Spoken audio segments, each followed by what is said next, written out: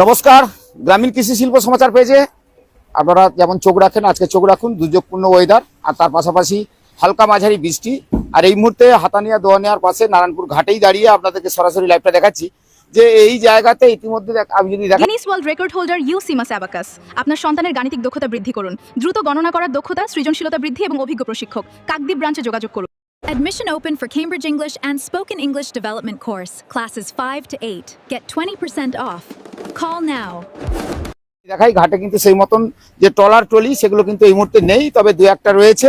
তবে হ্যাঁ, ইতিমধ্যে কিন্তু দুর্যোগপূর্ণ ওয়েদারে মৎস্যজীবীদের গভীর সমুদ্রে যাওয়া নিষেধ রয়েছে। সেক্ষেত্রে কিন্তু তারা যথারীতি যেসব ঘাট রয়েছে, যেখানে উপকূলবর্তী এলাকায় যে সমস্ত ঘাট রয়েছে সেই ঘাটে কিন্তু তারা যথারীতি রয়েছে।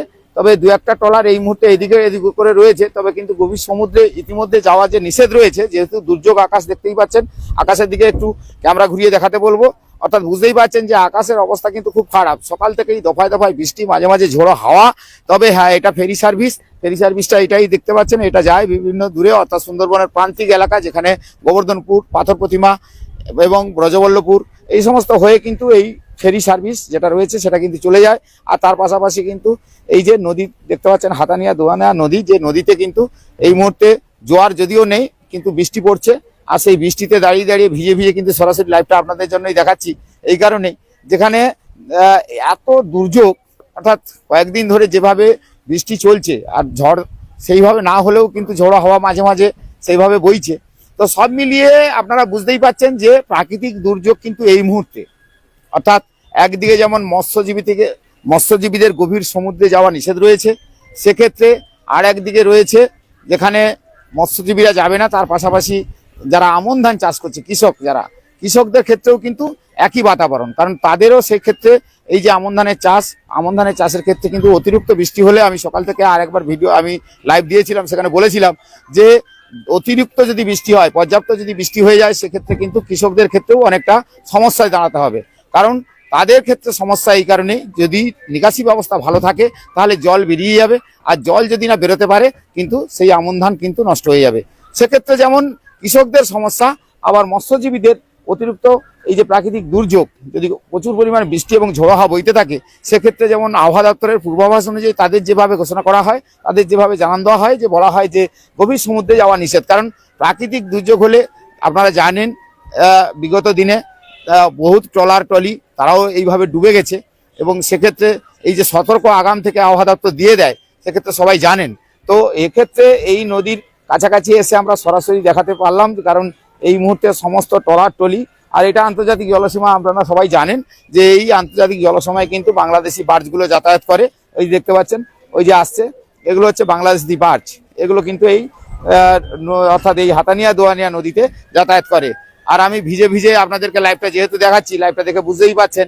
তো এই হচ্ছে হাতানিয়া দোয়ানিয়ার উপরে সেতু। আর ইতিমধ্যে লোকজন তেমন একটা ঘাটে নেই, ফাঁকা রয়েছে। কারণ ফাঁকা স্বাভাবিক, যেহেতু নিষেধ রয়েছে মৎস্যজীবীদের গভীর সমুদ্রে যাওয়া। তো সেক্ষেত্রে মৎস্যজীবীরা যে যার মতন করে বাড়ি চলে গেছে। সেক্ষেত্রে এখানে কিন্তু ঘাটে সেই মতন ট্রলার ট্রলি বা বিভিন্ন যে নৌকো, সেগুলো কিন্তু সেইভাবে নেই, তবে ফাঁকা রয়েছে, কিন্তু হাওয়া মাঝে মাঝে বইছে। আর ওই বাংলাদেশি বার্জের একটু সাইরেন বাজছে, সামনে যদি কেউ পড়ে যায় দুর্ঘটনা ঘটতে পারে, কারণ এখানে তো বরাবরই দুর্ঘটনা ঘটে যায়। তো সেক্ষেত্রে যে যাতায়াতের ক্ষেত্রে নৌপথেও যে দুর্ঘটনা ঘটে সেটা আপনারা সবাই জানেন। তো সব মিলিয়ে আজকের এই যে বৃষ্টি বাদল দিনে আপনারা যেমন জানেন যে অতিরিক্ত বাজ পড়লে বাড়িতে থাকতে হবে, কোনো ফাঁকা জায়গায় থাকা যাবে না। তো বিভিন্ন সময় প্রাকৃতিক যে ভাবে, মানে প্রকৃতিগতভাবে যদি আপনারা জানেন যে প্রকৃতি ভয়াবহ করালে যারা পড়ে যায় তারা কিন্তু অনেকটাই যে সমস্যায় পড়তে হয় তাদের, সেটা কিন্তু তারা সবাই জানেন। তো ছবিগুলো দেখছেন, ছবি দেখাচ্ছি এই কারণেই যে এই বৃষ্টির সময়, অর্থাৎ এই যে দুর্যোগপূর্ণ ওয়েদারের সময়, যে এই ট্রলার ট্রলি থেকে শুরু করে নৌকো, তারা কিন্তু সমস্ত ঘাটে রয়েছে, দেখতেই পাচ্ছেন ছবিগুলো। তো এই যে বাংলাদেশি বাসটি যাচ্ছে, এটাই হচ্ছে আন্তর্জাতিক জলসীমা। তার সামনে যাতে কেউ না পড়ে তার জন্য সাইরেন দিচ্ছে, সাইরেনের আওয়াজও পাচ্ছেন। তো এদিকে দেখিয়ে দিলাম। তো সব মিলিয়ে ভিডিওটি আপনাদের কেমন লাগলো, কারণ এই চেষ্টা করি আপনাদের জন্য কষ্ট করে বিভিন্ন জায়গায় গিয়ে এইভাবে ভিডিওগুলো তুলে ধরি। নিশ্চয়ই আপনারা ভিডিওটা দেখার পরে লাইক কমেন্ট শেয়ার করে অবশ্যই জানাবেন কেমন লাগলো এই দুর্যোগপূর্ণ ওয়েদারে।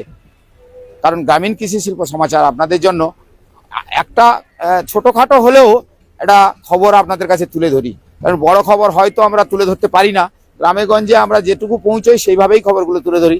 আজকের একটা এই দুর্যোগপূর্ণ ওয়েদারের খবর আপনাদের কাছে তুলে ধরলাম। সবাই ভালো থাকবেন।